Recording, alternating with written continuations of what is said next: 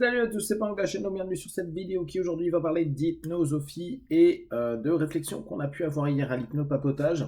Je vous invite d'ailleurs, quand il y a des hypnopapotages qui se passent dans le 15e la plupart du temps ou chez moi au Chênay, de venir, c'est gratuit, ça dépend simplement si on bouge ou pas au restaurant après, mais sinon ça reste gratuit. Donc on papotait hier des suggestions des retours qu'il peut y avoir en hypnose qui peuvent être assez intéressants avec vraiment des mouvements par rapport à des problématiques et on voit des partenaires ou nous-mêmes avancer petit à petit, voire d'un coup, vous savez, l'espèce d'hypnose que moi j'aime pas du tout vendre, qui est le côté un peu magique. Mais à ça, on parlait du contre-coup, du retour parfois. Je prenais deux exemples. Je prenais l'exemple de Milton Erickson qui a géré sa polio par l'hypnose, par l'auto-hypnose, et qui est pourtant mort d'une polio.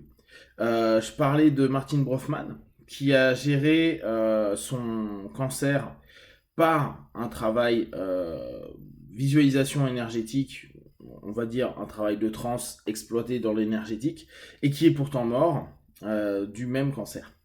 Donc il avait réussi à se sauver d'eux. Et X années plus tard, il y a eu récidive et puis il est parti. Alors, à ça, nous, on n'y voyait pas quelque chose de négatif, genre, ouais, ça marche pas. Euh, Par contre, pour le proposer ou le vendre aux gens, dire, peut-être qu'avec l'hypnose, il peut y avoir des feedbacks qui vont durer un laps de temps, mais on ne sait pas combien de temps, c'est moins... c'est pas très marketing. On aime bien dire, alors nous on n'a pas le droit de le dire, hein, mais certains vont poser le mot guérir, solutionner ad vitam votre problème, etc. etc. Je vous rappelle, la plupart d'entre nous hypnotistes ou PNListes et autres, on n'est pas du tout sur la notion de guérir, de sauver, quoi que ce soit. On accompagne et on complète des dynamiques et on peut permettre parfois d'avoir des leviers qui offrent des opportunités. Cette notion de durée on va dire, des suggestions.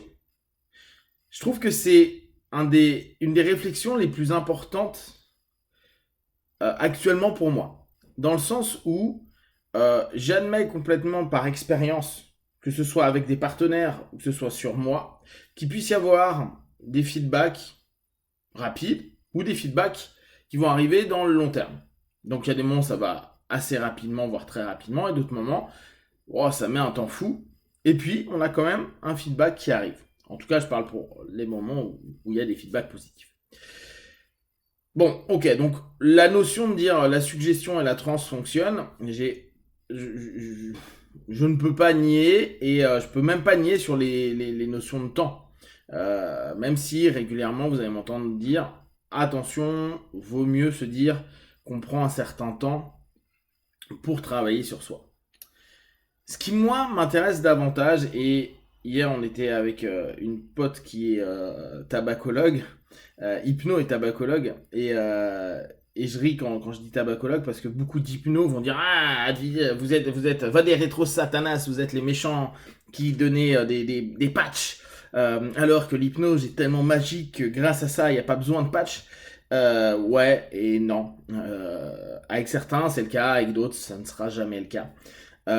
Et donc, on parlait de cas plutôt lourds et de cas moins lourds comme la clope. Je dis pas à vous, fumeurs, que c'est pas lourd ce que vous avez, j'imagine bien que c'est très très chiant. Néanmoins, tant que vous n'avez pas développé une maladie à la con, on peut dire que c'est pas encore un cas lourd. Et là encore, je vous en avais déjà fait part dans certaines de mes vidéos, moi je suis toujours très intrigué par le fait que beaucoup de personnes ont arrêté la clope. Et là, je vais prendre avec moi ce que je connais comme système, l'hypnose, la PNL, le travail psychique. Alors, c'est plutôt cool. Et autour d'un an, il y a je sais pas quoi qui fait qu'ils reprennent une petite clope. Qui devient 2, 3, un paquet, blablabla. Et cette espèce de délai que j'ai souvent remarqué, et j'ai croisé les infos avec d'autres hypnos et d'autres personnes qui bossent dedans. Et je parle pas des personnes qui vont dire non mais moi j'ai 100% de réussite ou 97,3% de réussite. moi, je vous l'ai déjà fait, hein, mais si on recadre, on a tous 100% de réussite au moment où la personne, pendant 1 heure, n'a pas fumé et il a arrêté de fumer 1 heure. C'est déjà pas mal. Maintenant, ce qui nous intéresse, c'est sur combien de temps et combien d'hypnos rappellent au bout d'1 an, 2 ans, 3 ans, 4 ans leur partenaire. Alors, moi, j'ai eu plein de feedback de personnes qui me disent ça fait X années que j'ai arrêté de fumer. Et souvent avec, je vous rappelle, le programme arrêt tabac gratuit que je propose avec les 5 minutes par jour. Donc ça, c'est cool. Mais il y en a plein d'autres qui, c'est pas le cas. Ils ont peut-être arrêté quelques mois, d'autres parfois 1 année. Et puis il y a une espèce de date anniversaire ou d'auto-sabotage qui se met en place à un moment ou à un autre, qui pourtant devrait pas avoir lieu parce qu'il n'a pas eu lieu pendant X mois. Et le questionnement de cette vidéo et le questionnement de fond que j'ai, c'est donc l'impact de la suggestion qui a pour autant fonctionné, que ce soit sur la clope, que ce soit sur la pathologie qu'avait Milton ou Martin, ça a fonctionné. Ça a fonctionné longtemps. Comment pourrait-on faire, et là c'est une vraie réflexion, pour savoir déjà les suggestions qui sont impactantes. Alors maintenant on sait qu'on pourrait éventuellement créer des protocoles avec toujours les mêmes mots pour tout le monde, même si on sait que c'est pas du tout adapté, mais s'il fallait un petit peu vérifier. Et surtout, c'est, admettons qu'on ait trouvé les bons mots pour les personnes et que ça fonctionne.